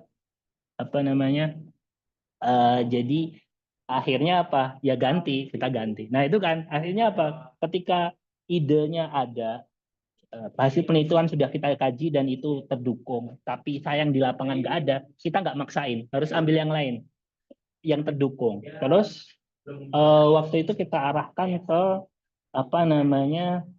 hobimu apa gitu ya. Hobinya adalah ya salah satunya perempuan ya, kadang belanja online dan sebagainya. Terus kita arahkan jadi gaya hobi dia shopping online, mengamati akun-akun jual beli online ya. Jadi akun jual beli halal fashion kalau nggak salah ya. Nah itu yang dia amati lah gitu ya. Kemudian karena ini masih sangat jarang juga, jadi terkait digital marketing dalam halal fashion, itu kita angkat temanya di di riset gitu ya. Nah, itu akhirnya jadi akhirnya kita menyesuaikan lah apa yang ada. Tapi betul kalau misalnya teman-teman ini ya, dengan adanya AI sekarang sebenarnya fokus utama kita itu sumber data sebenarnya. Jadi pertama ketika idenya bagus, satu sumber data aja sebenarnya. Sumber data bisa nggak? Mampu nggak? Kalau mampu sudah habis kita laksanakan. Misalnya kalau sumber data terblok atau nggak punya akses, ya kita coba cari alternatif lain. Ya, dan kita sering mendapati. Jadi memang sumber data ini jadi apa namanya tantangannya gitu ya. Jadi tantangannya. Jadi pastikan ya sumber data diantaranya apa? Baru dikaitkan dengan fenomena lapangan. Oh, kepala sekolahnya bapak saya, aman tuh sumber data. Oh, kepala bank syariahnya om saya, aman tuh sumber data. Wah, kamu punya nggak di sana? Nggak punya siapa-siapa pak. Gitu. Terus suruh ngapain? Suruh ngasih surat. Jadi itu udah dapat datanya. Nggak tahu pak, ditolak. Selesai. Itu sering jadi lah. Kalau misalnya kalian, wah, saya mau neliti di mana? Sekolah Al Azhar. Oh iya. Udah dapat izin? Nggak dapat izin pak, karena kemarin yang neliti di sana katanya apa bermasalah gitu atau statementnya memperburuk. Nah ini juga menarik sih. Satu hal lagi ya teman-teman. Eh, Bolehkah identitas tempat penelitian itu kita blur atau kita tidak sampaikan? Jawabannya sangat boleh. Terutama ketika tema-tema sensitif ya, tema-tema sensitif. Jadi saya mulai banyak juga mengamati ada penolakan sumber data. Karena apa? Karena kalian niatan meneliti itu kemudian mengungkapkan misalnya ya, BMT alif misalnya. Ketika kalian tinjau hukum Islamnya ternyata tidak sesuai gitu ya. Dan itu nama BMT-nya tercantum, ininya tercantum jadi sebuah tesis dibaca orang itu ya ya itu fakta Pak, tapi itu besok BMT-nya masih buka apa enggak itu apa jadi tutup Pak. Nah, ini jadi apa namanya? Atau bahkan sekolah ya. Sekarang kan banyak. Kemarin ada ini menarik tuh kasus yang lagi ini kan sekolah sekolah bodong ya, sekolah Islam internasional bodong. Namanya Karim apa ya di Bekasi itu ya. Nah, itu jadi sekolah-sekolah Islam, kemudian sekolah fenomena sekolah Al-Abidin yang kemarin apa fundraising yang cukup pilih kasih di videoin yang mau sodako yang enggak. Nah, tapi kalau kalian Pak sekolah Al-Abidin, boleh nggak saya neliti terkait ini? Saya jamin kalian ditolak. Karena pasti jadi campaign negatif. Tapi kalau kalian bisa memastikan misalnya, Pak, saya akan meneliti terkait ini, bagaimana ini, tapi saya akan melindungi datanya ininya. Oh, kalau mereka menerima dan ini kayaknya pintu masuknya bisa lebih bisa masuk. Gitu. Jadi isu-isu sensitif itu kalian harus apa namanya jaga benar ya apa namanya data. Jadi saya sarankan itu semua data kualitatif, misalnya yang diwawancarai, kalau bisa pakai inisial, nggak usah harus disclose gitu ya, karena melindungi ininya gitu ya datanya bahkan terkait sensitif itu kecuali kalau datanya itu memang diungkap di publik maka itu nggak masalah. Kayak gitu ya. Oke, apa namanya? Itu jawaban dari pertanyaan apa tadi? Pertanyaannya si apa namanya? Ya, Muhammad ya. Jadi penelitian dulu, jangan ke lapangan dulu. Sia-sia ke lapangannya. Wah, tapi kalau ke lapangan nggak ada nggak apa ya gimana? Tapi kadang-kadang kita bisa sesuaikan Pak. Adanya di lapangan separuh tok Pak. Nah, itu bisa kita. Yaudah, idenya kita separuhin juga. Nah, gitu. Bisa. Oke, next. Oke, next. Ke pertanyaan Next. selanjutnya dari Mbak Fadila, yaitu apakah pemilihan metode penelitian yang diambil saat akan menulis jurnal Scopus berpengaruh pada kuatnya hasil penelitian yang nanti dapat berpeluang diterimanya pada jurnal Scopus, terkhusus dalam metode literatur review? Oke, sebenarnya lagi-lagi literatur review itu salah satu metode penelitian ya. Apa namanya pertanyaannya kalau bisa Scopus apa enggak? Kalau saya biasanya ya dan apa yang saya praktekkan dapat penolakan pernah enggak ya? Kadang sering gitu. Cuma kalau database-nya Scopus itu sebenarnya ada kemungkinan bisa gitu ya. Ada kemungkinan bisa. Tapi kalau apa namanya datanya itu Google Scholar ya berat gitu ya. Syukur misalnya Scopus sama Web of Science gitu. Kemudian sebenarnya metode ini lagi-lagi apa namanya, metode kuantitatif itu ya dia lebih apa namanya, lebih kalau kadang-kadang gini ya, jadi makanya saya sering itu kalau di PAI itu Prof Wahidi yang mempopulerkan, mencobalah dia teman-teman PAI ini tidak selalu kualitatif terus. Tapi menurut saya juga itu jadi salah satu next-nya ya, Pak Maksum, untuk memperluas metode, jadi tidak hanya sekedar wawancara dengan pihak kepala sekolah. Dan saya sering itu kadang-kadang pernah nguji mahasiswa S1 PAI yang diwawancarai kepala sekolahnya, dan satu orang aja. Mesti ceritanya baik-baik semua, nggak ada yang buruk. Jadi kita harus menambahkan unsur kompleksiti dalam metode tadi. Jadi literatur review itu sebenarnya sangat simpel. Orang itu hanya membaca ya, basisnya dokumen. Tapi lagi-lagi novelty itu yang jadi, apakah pertanyaannya belum ada yang melakukan literatur review di bidang itu dalam aspek pendidikan Islam Islamdania. Jadi contoh kan sekarang multikultural gitu ya, itu banyak studinya, tapi sudah ada yang melakukan literatur review terkait multicultural education belum? Kalau belum, lakukan. Saya kira itu peluang Scopus. Tapi kemudian next apa? Next kemudian kan dari literatur review itu mesti ada outputnya. Nah, saya ini saya lupa ya menyampaikan satu hal yang penting. Semua literatur review, semua bibliometrik, walaupun saya melihat beberapa dosen yang melakukan itu abai terkait aspek ini.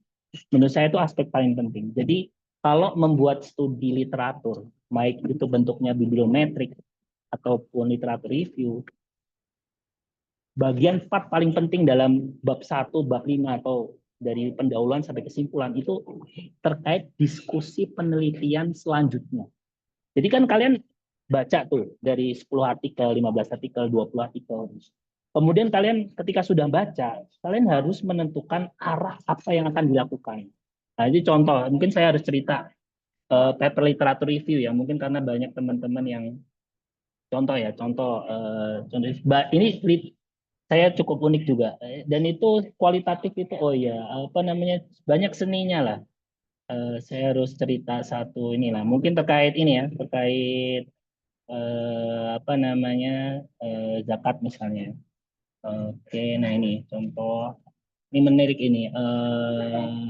Ini kan ininya. Ini harus ininya. Jadi dan saya menyarah itu. Dan ada beberapa teman saya tuh kadang bikin di bibliometrik, tapi hanya selesai dalam menjelaskan siapa yang paling produktif menulis, jurnal apa yang paling berkait, hanya selesai di situ. Menurut saya itu agak fatal ya. Jadi tidak boleh hanya berhenti deskriptif pemetaan, tapi apa dong usulan untuk meneliti selanjutnya? Itu harus ada di literatur itu. Nah, sebentar ini mau lama banget ininya online-nya sebentar. Tapi nanti sebentar ya. Contoh ya, karena literatur review itu pemetaan. Jadi harus ada arah lah, ada arah. Jadi kalau kalian baca literatur review itu harusnya punya ide selanjutnya itu ngapain. Atau berdasarkan hasil kerja ini orang, enaknya saya harus ngapain ya. Nah, itu ada. Contoh muskilnya saya akan bahas tentang zakat ya, paling gampang ya. Misalnya zakatnya. Ini contoh. Aduh, ini kayaknya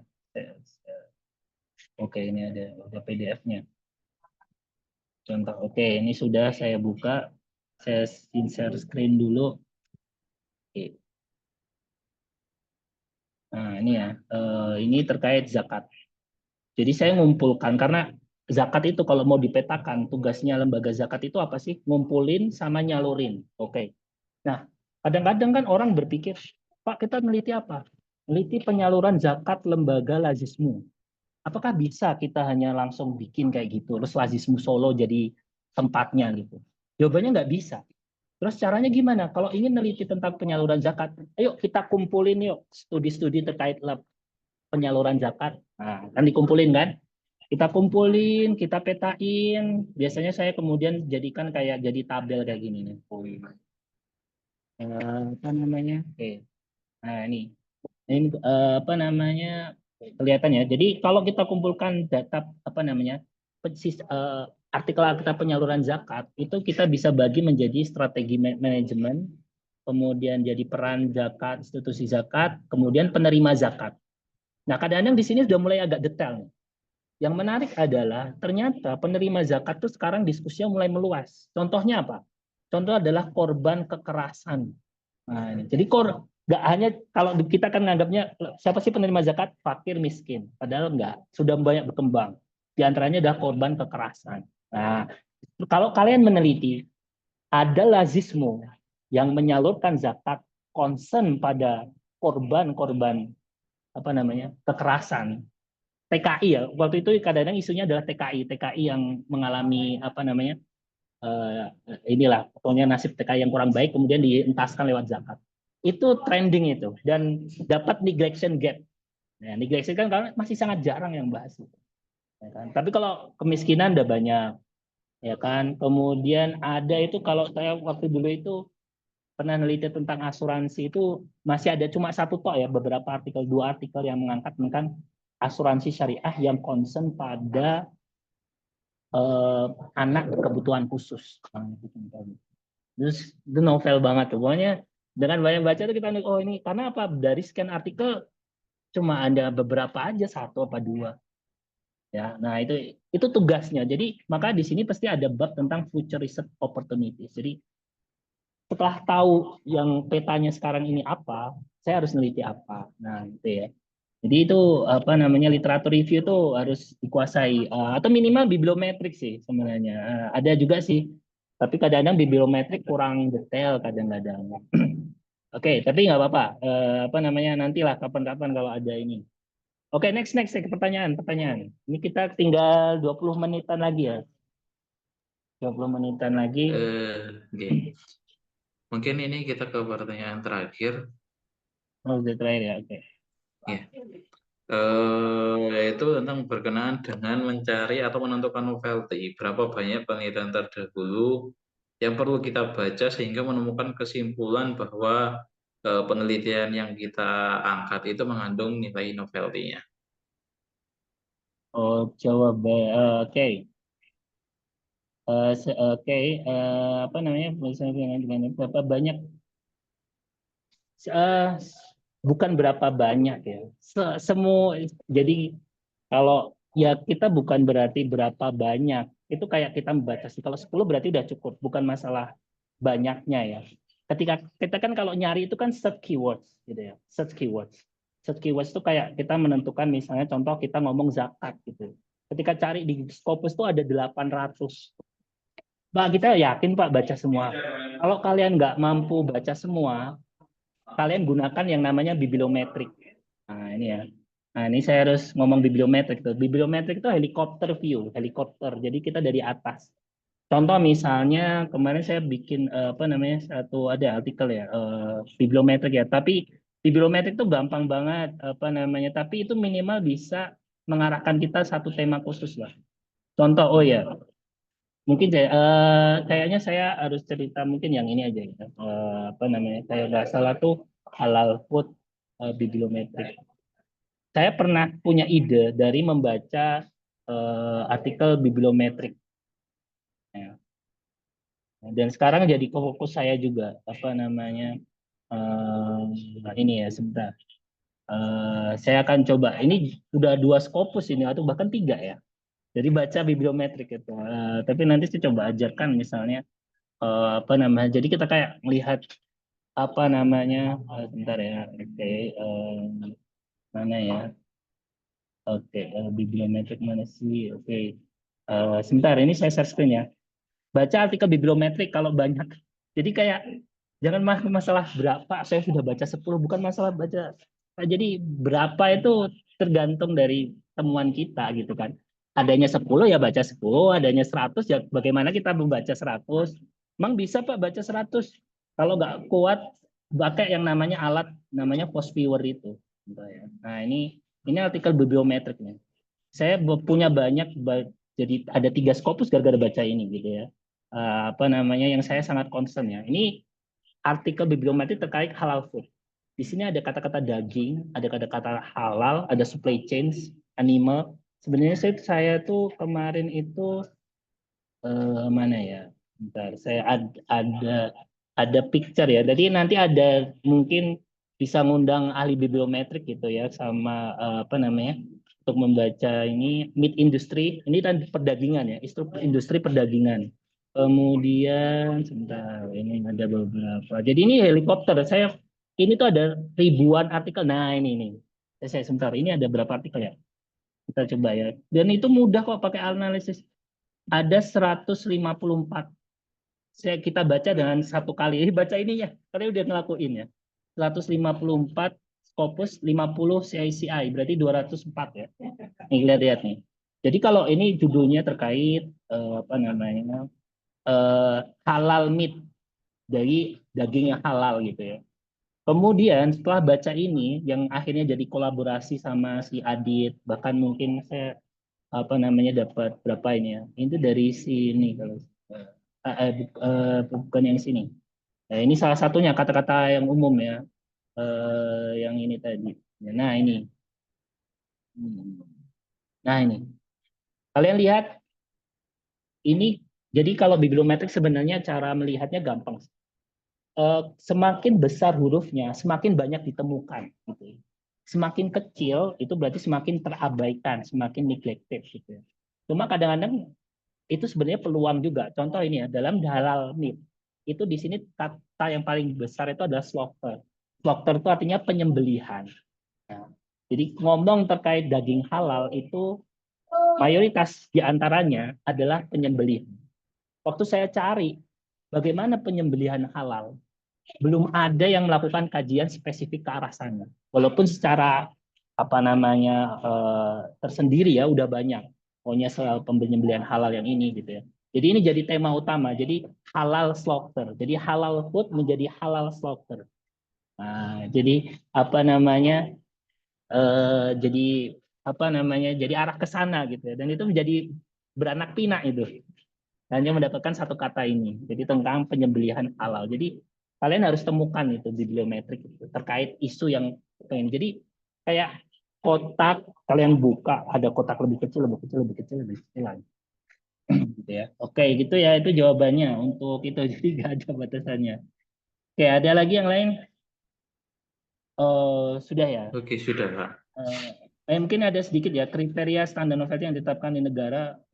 Sebenarnya nggak ada. Novelty itu sekali lagi itu ada seninya dalam menyawarkan novelty ya. Jadi lagi-lagi apa hal baru yang kalian sajikan dalam itu. Ya, jangan kalau menurut saya itu mungkin pertanyaan overthinking lah. Overthinking itu kayak apa namanya? Gimana kalau nggak cukup? Kalian tawarkan dulu aja gitu.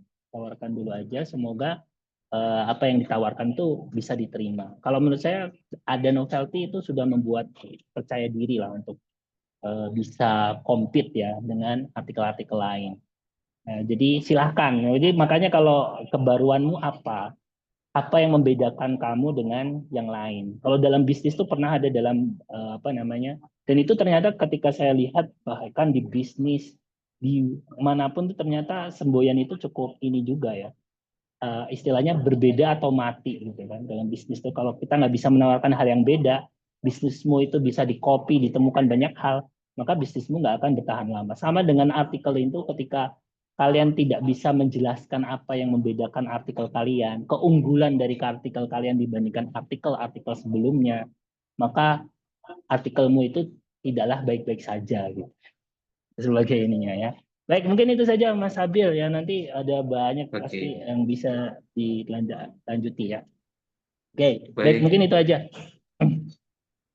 Baik, terima kasih kepada para penanya dan juga kepada Pak Azhar Alam sebagai pemateri pada sore hari ini. Mungkin sebelum ditutup, mungkin ada kuis. Mungkin dari Pak Azhar bisa memberikan kuis untuk 2 orang. Oh, ada kuis. Nanti berarti ada panitia menyediakan ini ya. Ada. Oke, jadi mungkin kuisnya adalah apa namanya? Apa yang kita bisa kalau hal-hal ya, hal utama yang harus kita perhatikan untuk bisa mendapatkan atau punya peluang besar dipublikasikan di jurnal internasional. Nah, apa itu ya, apa yang paling dibutuhkan untuk bisa dipublikasikan di jurnal internasional itu satu. Yang kedua, eh, apa namanya? Saya juga mungkin dulu di antara yang pernah saya sampaikan tadi ya. Eh, apa namanya? Eh, jadi hal apa? Yaitu di antaranya topik utama kita ya, topik utama kita. Kemudian cara bagaimana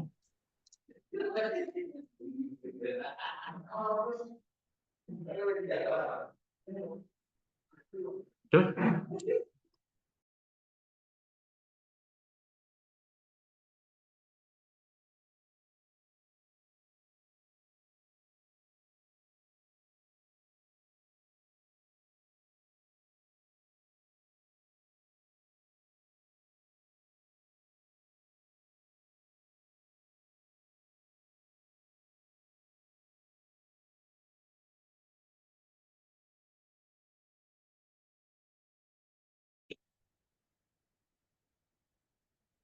ya itu mungkin itu aja sih. Ada pertanyaannya tadi udah bisa sampaikan ya? Mungkin satu-satu saya tadi biar ada yang menjawab lebih dahulu. Oke, yang satu adalah hal apa yang kita butuhkan untuk bisa publikasi di jurnal internasional. Ya, teman-teman mungkin ada yang bisa menjawab, silakan angkat tangan.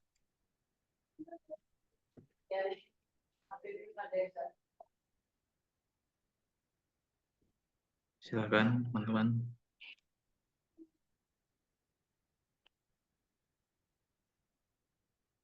Lu, Belum ada, kalau belum ada ya nanti kasihkan ke panitia aja.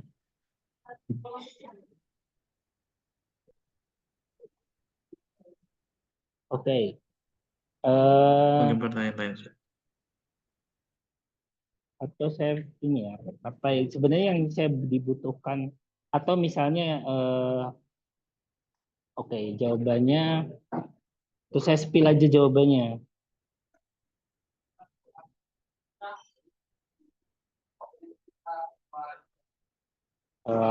Belum ada, kayaknya memang yang lain ini mencari ilmu ini, tidak mencari hasil kuis ini.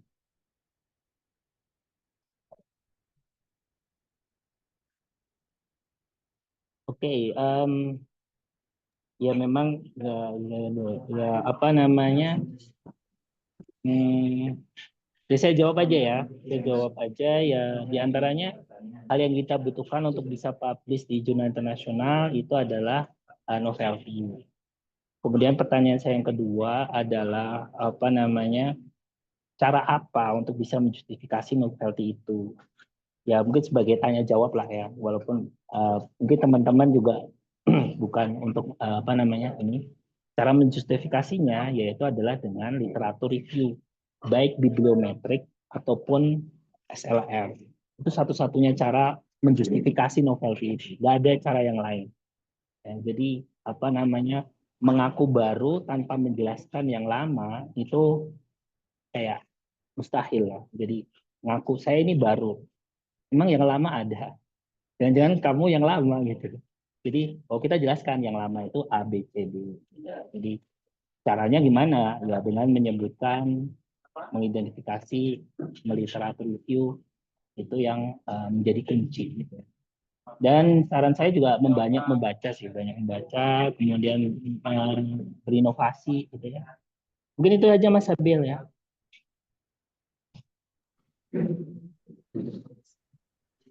Ustaz, sebenarnya tadi ada hadiahnya, ada, cuman mungkin belum ada yang menjawab. Ustaz. Ya.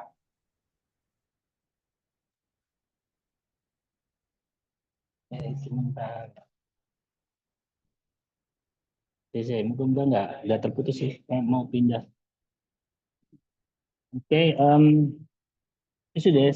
Ada yang jawab, kalau enggak Atau mungkin nanti dijawabnya lewat komen aja. chat aja atau yang menghubungi panitia lah, gitu ya. Mungkin bisa ditulis di kolom komentar yang di Instagram MPAI.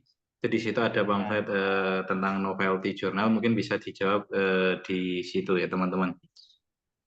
Dan nanti insya Allah akan kita pilih yang terbaik, ada hadiahnya. Ini untuk hadiahnya nanti mungkin bagi yang terbaik bisa mengambilnya di kantor Magister Pendidikan Agama Islam.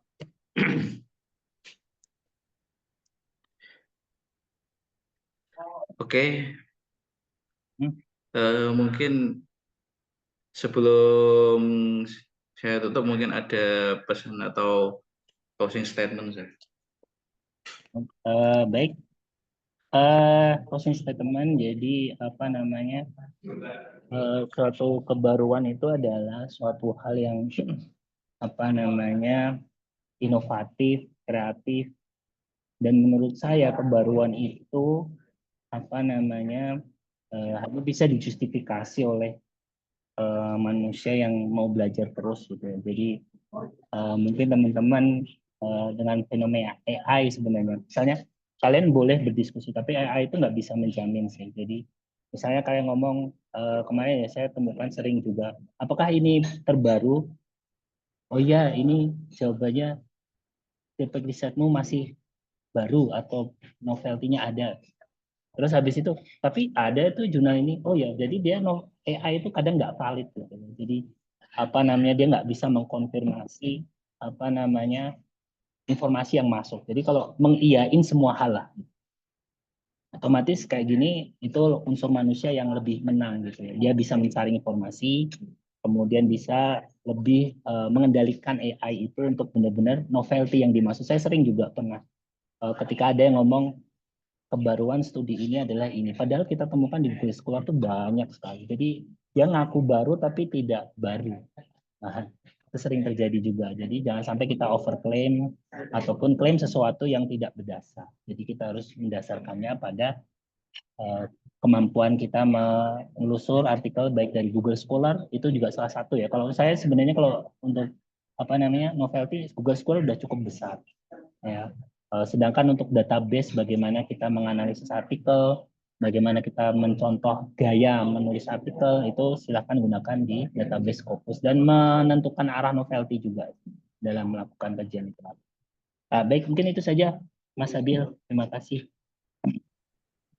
Baik Bapak, terima kasih ya sebesar-besarnya atas materi pada sore hari ini. Mungkin sebelum saya tutup, mungkin kita bisa silakan yang belum on cam untuk kita ambil sesi foto bersama.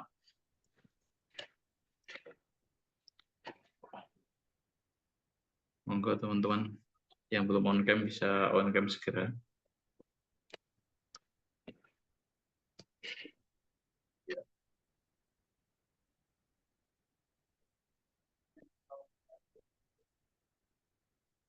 Baik,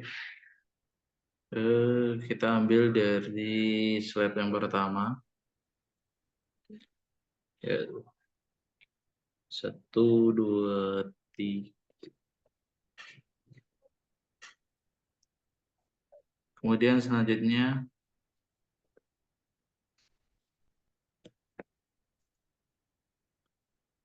1, 2, 3.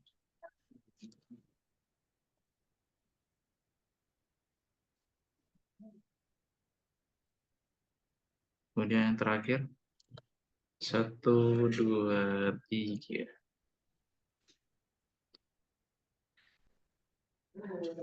Oke.